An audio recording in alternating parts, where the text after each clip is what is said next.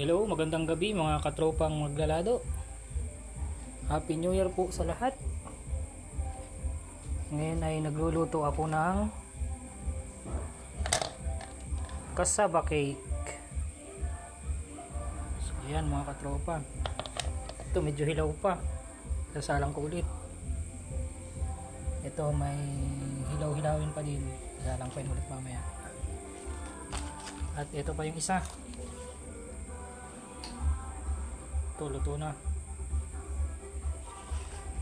At dito naman sa ating oven meron tayo nakasalang na liempo. Ayan. At sa taas tingnan natin kung naluto na ang cassava cake. Medyo hilaw-hilawin pa po ito kaya sinalang ko ulit.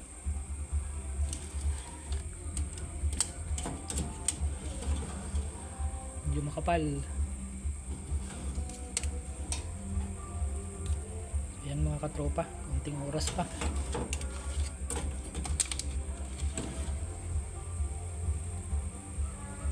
So paano pa natin malalaman mga katropa kung yan ay luto na?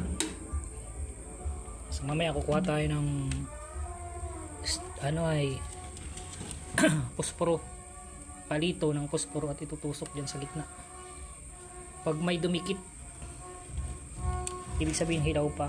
Pero pag wala nang nakadikit na cassava cake, ibig sabihin yun ay luto na, pwede nang kainin.